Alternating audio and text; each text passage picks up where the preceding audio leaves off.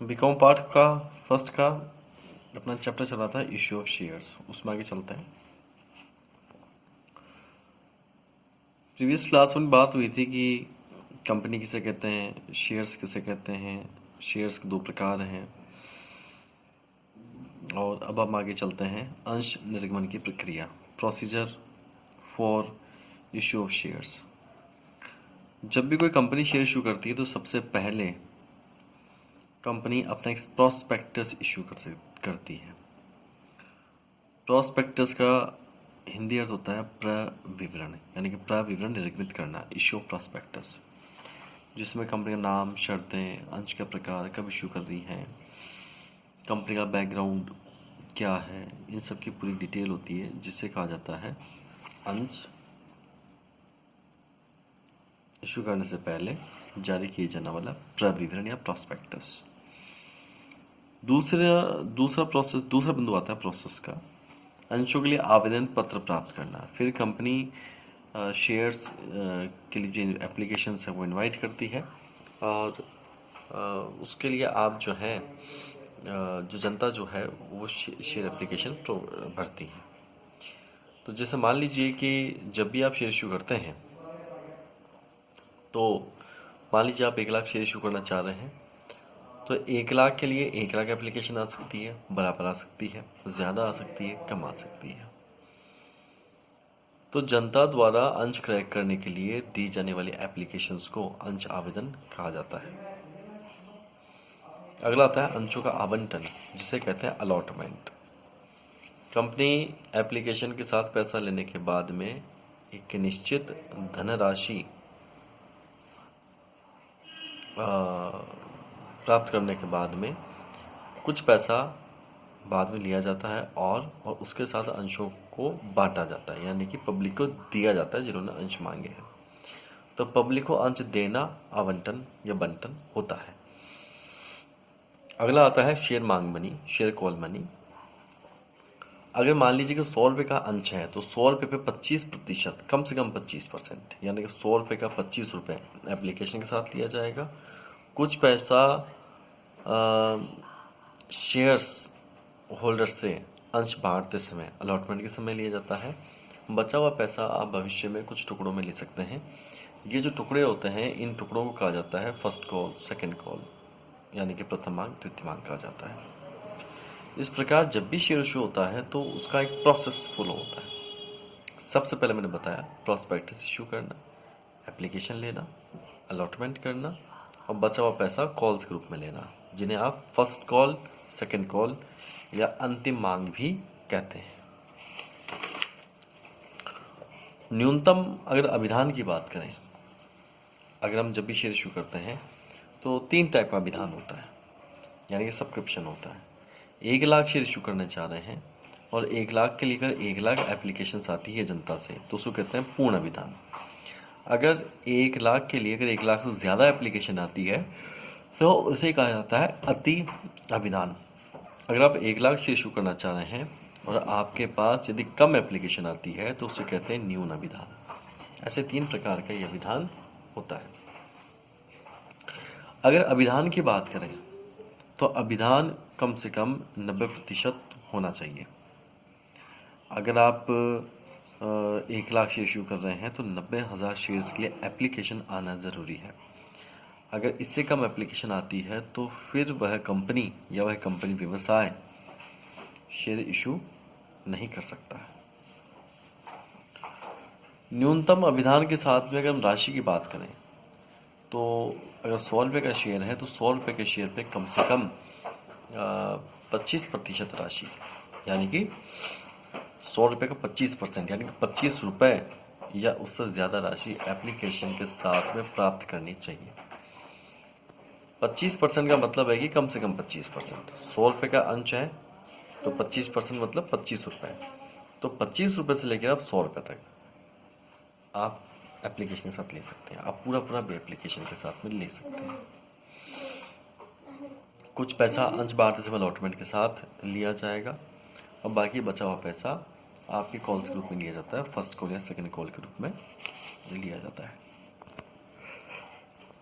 ये जो एप्लीकेशन होती है, ये एप्लीकेशन अधिकतम 30 दिन तक ली जाती है। और यदि 90% से कम अगर हमारे पास आवेदन पत्र आए हैं तो यह राशि अगले 30 दिन के भीतर वापस लौटाई जाती है। एक इसमें आता है अगला बिंदु, अंश पूंजी यानी कि शेयर कैपिटल। अगर हम शेयर कैपिटल की बात करते हैं तो अंश पूंजी के कई भाग हैं, जिससे पहला आता है ऑथोराइज्ड कैपिटल, जिसे कहते हैं अधिकृत पूंजी। ऑथोराइज्ड कैपिटल का अर्थ है कि जब भी कंपनी व्यवसाय प्रारंभ करती है तो कंपनी व्यवसाय प्रारंभ करते समय वो कुछ अंशों की संख्या को तय करती है कि भाई कंपनी अपने जीवन काल में अधिकतम कितने शेयर इशू कर सकती है। तो वो जो अधिकतम जो शेयर इशू कर सकती है कंपनी अपने जीवन काल में, उन्हें कहा जाता है जो अधिकतम जो शेयर इशू कर सकती है अपने जीवन काल में, उसे कहा जाता है ऑथोराइज्ड कैपिटल। अधिकृत पूंजी इसे कहते हैं हिंदी में अधिकृत पूंजी।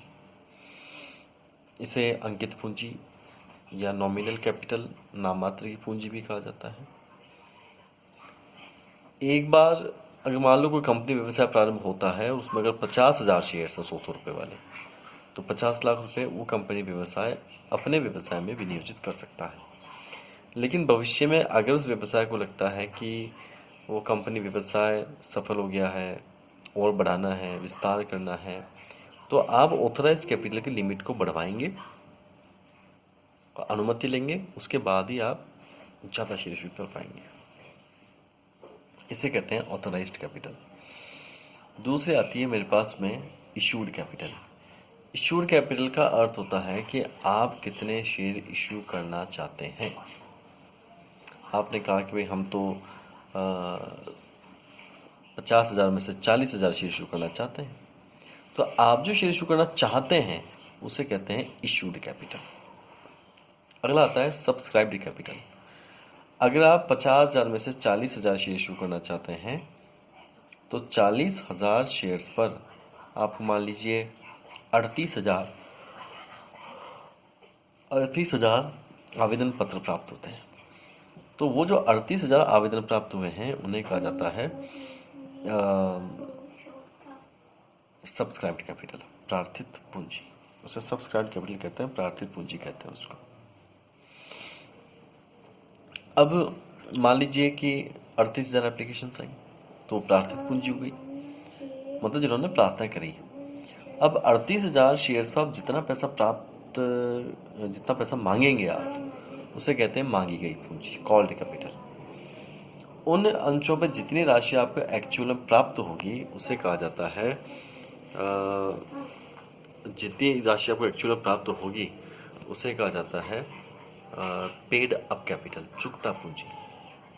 और पूंजी का जो हिस्सा आप नहीं मांगेंगे, कंपनी के समापन पे मांगेंगे, तो कंपनी का पूंजी का जो हिस्सा आप कंपनी के समापन पे मांगेंगे, यानी कंपनी बंद होते समय मांगेंगे, उसे कहा जाता है संचित पूंजी।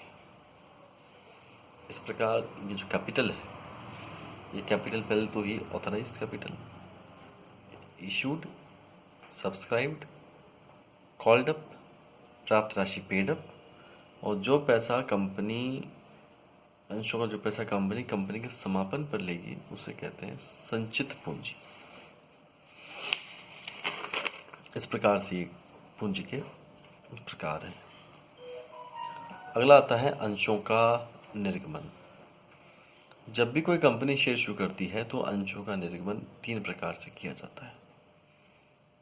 पार समूल्य पर, डिस्काउंट बट्टे पर, प्रीमियम सिक्योरिटी प्रीमियम पर, प्रतिभूति प्रीमियम कहते हैं इसे, सिक्योरिटी प्रीमियम पर। तो जब भी आप शेयर इशू करते हैं तो शेयर इशू हमेशा 3 प्रकार से होता है, समूल्य, बट्टा और प्रीमियम। 100 रुपये का शेयर है, अगर आप 100 रुपये में इशू करते हैं तो उसे कहते हैं समूल्य पे इशू करना। 100 रुपये का अंश है, अगर आप ज़्यादा में इशू करते हैं, जैसे 120, 130, तो उसे कहते हैं प्रीमियम पे इशू करना। 100 रुपये के शेयर को अगर आप 120 में इशू करते हैं तो वो जो 20 रुपये जो अतिरिक्त है उसे कहा जाता है प्रीमियम। प्रीमियम कंपनी के लिए एक प्रकार का फायदा है, पूंजीगत लाभ है, जिसे कंपनी अपने व्यवसाय में उपयोग करती है। इसके कुछ निश्चित उपयोग है प्रीमियम के। तो प्रीमियम के जो निर्धारित उपयोग हैं उसी के लिए आप प्रीमियम को उपयोग कर सकते हैं। प्रीमियम का अदर यूज नहीं हो सकता है। बट्टा, जब आप 100 रुपये का अंश को कम मूल्य पे इशू करते हैं तो उसे कहते हैं अंश का बट्टे पे इशू करना। जब भी आप शेयर बट्टे पे इशू करते हैं तो जब भी आप शेयर बट्टे पे इशू करते हैं तो कभी भी कोई भी कंपनी पहली बार डिस्काउंट पे शेयर इशू नहीं कर सकती। उसी सीरीज के नए अंश भविष्य में बट्टे पे इशू कर सकती है। यह कंपनी बट्टे पे शेयर तभी इशू कर सकती है जब कंपनी अपने ही शेयर अपने ही कंपनी के कर्मचारी को इशू करना चाहे, तो वो बट्टे पे इशू हो सकते हैं। अदरवाइज अंश या शेयर्स बट्टे पे इशू नहीं हो सकते हैं।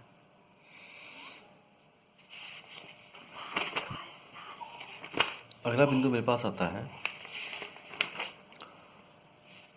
अंशों पर बकाया मांग, कॉल्स इन एरियर। आपने 12th में पढ़ा है कि जब भी हम शेयर इशू करते हैं तो जनरली हम 4 टुकड़े करते हैं। एप्लीकेशन की 2 एंट्री, अलॉटमेंट की 2 एंट्री, फर्स्ट कॉल की 2 एंट्री, सेकंड कॉल की 2 एंट्री। आपने 12th में पढ़ा है कि मिस्टर राम जिसके पास 200 अंश हैं वह 200 अंशों पर प्रथम मांग एवं द्वितीय मांग भुगतान करने में असमर्थ रहा। तो जो अंशधारी ये शेयर्स पर मांग राशि देने में असमर्थ होता है वो शेयर होल्डर का डिफॉल्ट है। लेकिन जो मांग राशि आपको अंशों पर प्राप्त नहीं होती है कंपनी के लिए, उसे कहा जाता है बकाया मांग, कॉल्स इन एरियर। बकाया मांग जब भी भविष्य में प्राप्त होगी तो कंपनी उसे ब्याज लेती है और यह जो ब्याज की दर होगी वो अधिकतम 10% होती है सारणी ए के अनुसार। और बकाया मांग को जब भी हम लेखा प्रविष्टि करते हैं तो बकाया मांग को लेखा प्रविष्टि करते समय बैंक वाली लेखा प्रविष्टि में से उस बकाया राशि को घटाकर और शेष राशि आप बैंक में दिखाते हैं। मतलब व्यावहारिक दृष्टि से देखा जाए तो आपका एक्चुअल में जो पैसा प्राप्त हुआ है वही बैंक वाली एंट्री में लिखा जाता है। अगला बिंदु आता है अग्रिम प्राप्त मांगे, कॉल्स इन एडवांस।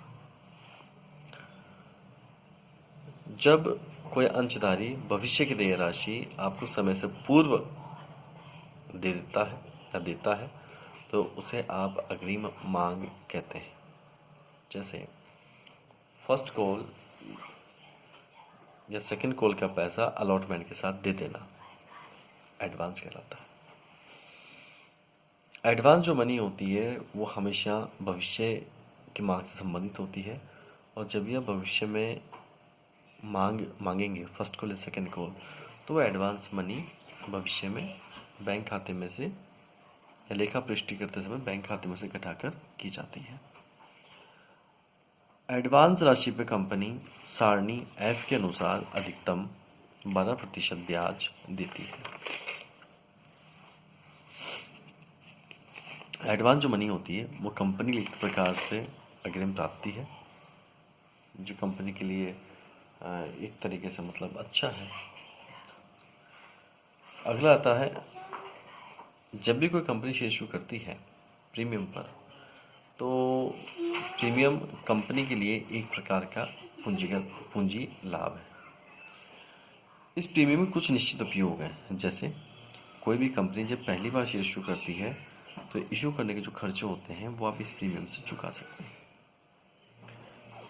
जब भी कंपनी शोधनीय अधिमान अंशों का शोधन करती है या इक्विटी शेयर्स को वापस खरीद कर अपने पास रखती है जिसे कहते हैं इक्विटी शेयर्स का बायबैक, तो इन दोनों ही परिस्थितियों में भुगतान के लिए आप सिक्योरिटी प्रीमियम की धनराशि का उपयोग कर सकते हैं। जब कोई कंपनी पहली बार स्थापित हुई है तो कंपनी अपने स्थापना व्यय को चुकाने के लिए इस सिक्योरिटी प्रीमियम की धनराशि का उपयोग कर सकती है। सिक्योरिटी प्रीमियम कंपनी के लिए एक प्रकार का लाभ है, इसलिए कंपनी हमेशा इसे अपनी लेखा प्रविष्टि में क्रेडिट करती है। धन्यवाद।